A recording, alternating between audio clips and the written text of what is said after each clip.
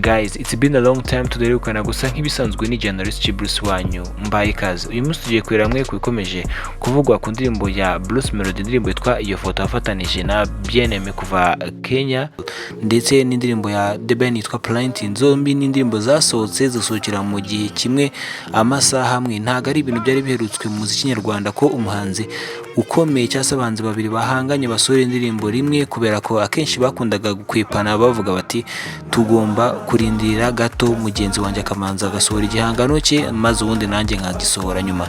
Ni indirimbo yitwa iyo foto ya Bruce Melody ikomeje kuvugwaho amagambo menshi agiye atandukanye.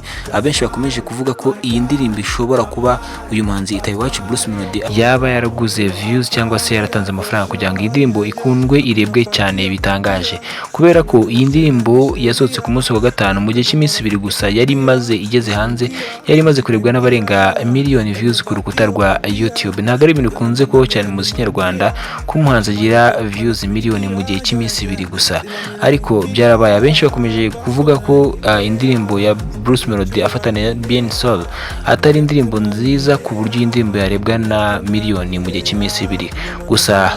Itayiwacu Bruce Melody yakomeza gutangaza yuko iyi ndirimbo nta kuntu itakundwa, kubera ko uyu muhanzi bafatanije Bien-Aimé wo muri Kenya ari umuhanzi ukunzwe n'imbaga nyamwinshi kuva muri Kenya, kubera ko yahoze mu itsinda ryitwaga Sauti Sol ryari rikunzwe cyane muri iki gihugu cya Kenya, kandi ikindi ari indirimbo ikoretse neza. Iyi ndirimbo imaze kugera kuri miliyoni 2,200,000 irebwa ku rukuta rwa YouTube.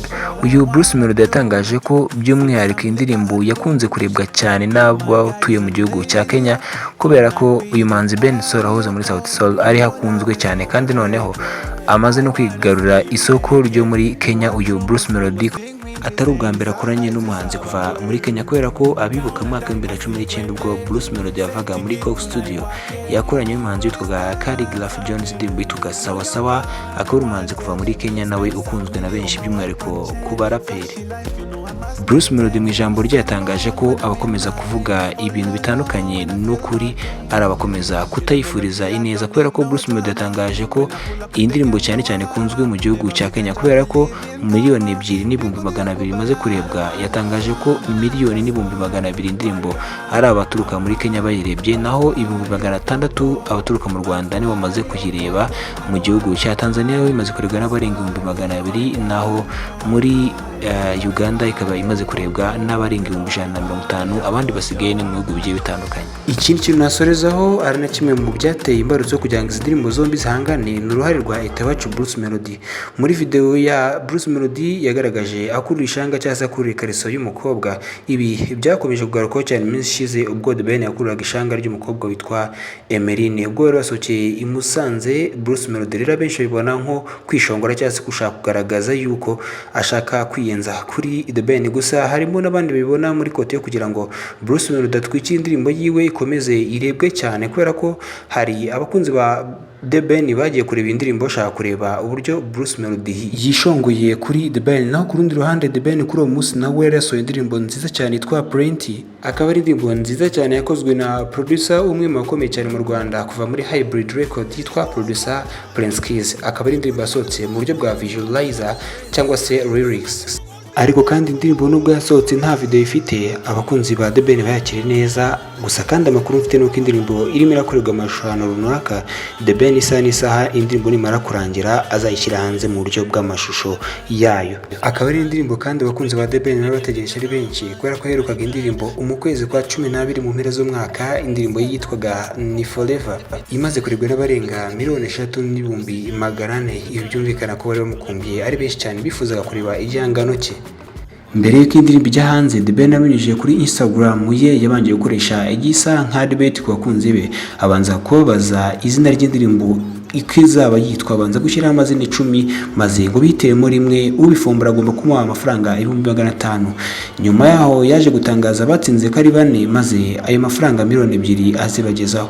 ariko kandi ku rundi ruhande hari n'abakomeje kwibasira The Ben barimo nk'abanyamakuru barimo nkafata ku mavuta akora ku Isibo Radio wakomeje gutangaza ko The Ben mu ndirimbo yari afite muri studio atagomba gusohora indirimbo iyo we yise Kanyarwanda, kubera ko The Ben afite indirimbo yari kumwe na Israel Mbonyi zigera kuri ebyiri ngabitse muri studio, akaba afite n'indirimbo afite na Diamond nk'uko yabitangaje niba nta gihindutse ko bagomba gushyira hanze indirimbo yindi bafatanije, ubwo ni Diamond ndetse na The Ben. We abona yuko rero atagomba gusohora indirimbo, gusa abakunzi ba The Ben bo bavuze ko iyi ndirimbo ari indirimbo nziza cyane rwose yakozwe na producer mwiza iryoshye mu buryo bw'amashusho, niramuka igiye hanze ko ari indirimbo izatrendinga cyane kurusha iya Bruce Melody. Ariko kandi nsoza reka mubwire ko ku giti cyanjye nta mpamvu y'ihangana ry'izi ndirimbo zombi ko ari indirimbo nziza kandi zikoretse neza, ndetse n'abahanzi bombi mbere yuko mbasigira ijwi rya The Ben atangaza ko nta mpamvu y'ihangana kuri abahanzi bombi.